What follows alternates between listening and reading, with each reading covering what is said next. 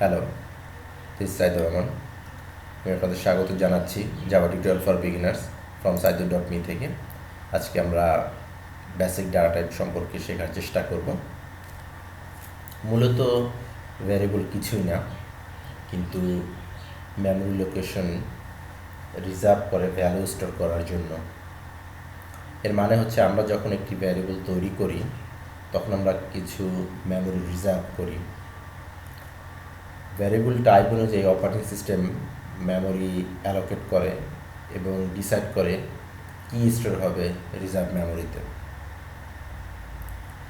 Data type মূলত represent করে বিভিন্ন ভ্যালু স্টোর হবে ভ্যারিয়েবলে।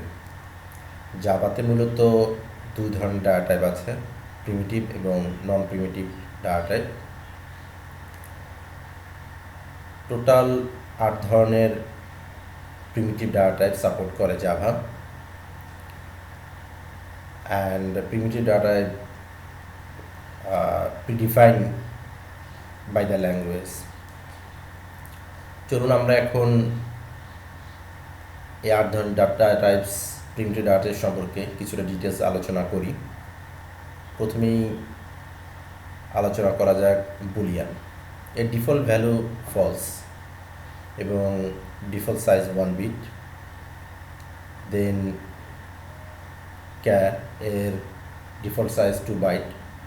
একটি গুরুত্বপূর্ণ বিষয় হচ্ছে char uses 2 byte because Java uses Unicode system, than ASCII code system. তারপর byte 1 byte default size, short default size 2 byte, int 4 byte, long 8 byte, float 4 byte, double 8 byte. আমরা যদি অন্যদিকে দেখি নন প্রিমিটিভ ডাটা টাইপ, সেখানে রয়েছে string, array, etcetera. ধীরে ধীরে আমরা এগুলি সম্পর্কে আরও ডিটেলস আলোচনা করব। আর আজকে টিউটোরিয়ালটা একটু সংক্ষিপ্ত, সম্ভবত নেক্সট টিউটোরিয়ালে আমরা স্ট্রিং সম্পর্কে আলোচনা করব। ধন্যবাদ আজকে টিউটোরিয়ালটি দেখার জন্য। যদি আপনারা এই টিউটোরিয়ালটি পছন্দ করে থাকেন আমার ইউটিউব চ্যানেলটি সাবস্ক্রাইব করুন। পরবর্তী টিউটোরিয়াল দেখার আমন্ত্রণ জানাচ্ছি। Bye and happy coding.